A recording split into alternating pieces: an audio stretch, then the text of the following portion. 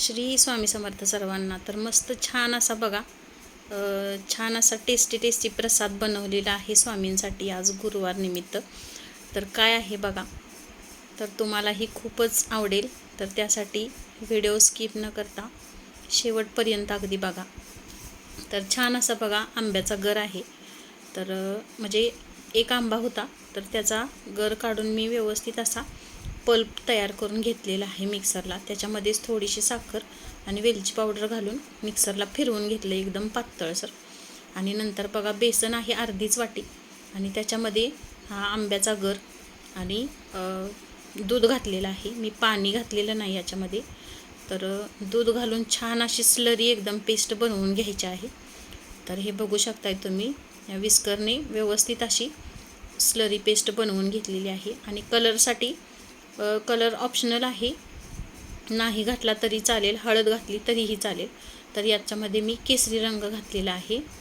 आणि मस्त छान असं एका दिशेनेच व्यवस्थित असं फेटून घेतलं।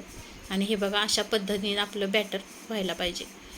तर स्वामींसाठी बेसनचं म्हणाल तर काही बेसन वडी, बेसनचे लाडू किंवा बेसनचं पिठलं, तर ह्या अशा पद्धतीचे बरेच प्रसाद असतात। तर आज म्हटलं बेसनची मस्त छान असं टेस्टी प्रसाद बनवूया। तर बघा तुम्ही काय बनवलं आहे मी। तर हे बघा झाऱ्या बघून तुम्हाला ओळखलंच असेल, तर हा मोठा झाऱ्या आहे, त्याच्यामध्ये टाकून मस्त छान अशी टेस्टी बुंदी बनवलेली आहे। तर ही बुंदी आवडती का तुम्हाला नक्की कमेंटमध्ये सांगा। आणि बघा छान अशी एकदम मोठी बुंदी पाडण्यासाठीच मी हा मोठा झाऱ्या घेतलेला आहे। आणि बुंदीसाठी म्हणजे आपण बुंदी फक्त करून त्याच्यापासून लाडूही करू शकतो, आंबा घालून बुंदीचे लाडू। तर मला फक्त बुंदीच बनवायची होती। तर बघूया, एक दिवस लाडूचाही व्हिडिओ करेन मी। आणि लाडूचा मला व्हिडिओ करायचा नाही, त्यामुळे मी बुंदीमध्ये डायरेक्ट पिठामध्ये मी साखर घातलेली आहे। आणि मस्त अशी बघा टेस्टी झालेला आहे एकदम। आणि हे बघा अशा पद्धतीनं थोडीशी खरपूस अशी भाजून घ्यायची, आणि एकदम टेस्टी, जास्त पण कुरकुरीत होत नाही, आंब्याचा स्वाद लागतो, मऊसूत आणि नरम खाण्यासारखी। आणि घरात सर्वांनाच आवडली। तर अर्ध्या वाटी बेसनची एक ताटलीभर आपली बुंदी तयार झाली। आणि बुंदी नैवेद्य दाखवल्याबरोबर पटापट सगळ्यांनी ती बुंदी संपवून टाकली।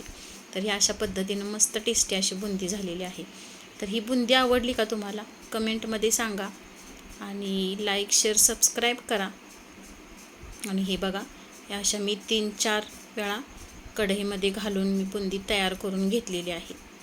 हे बघा मस्त टेस्टी, कलर पण खूप सुंदर आलेला आहे।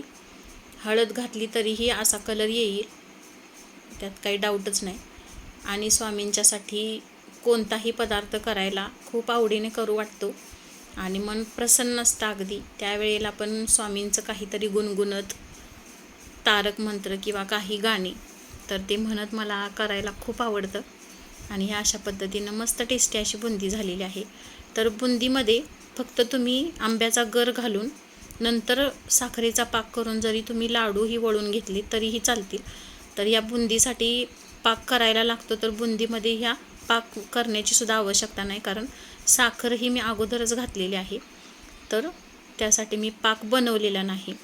तर ही रेसिपी आवडली का तुम्हाला? आणि बघा अशा पद्धतीने नक्की करून पहा, आणि केल्यावरतीही नक्की मला सांगा कशी झाली। धन्यवाद।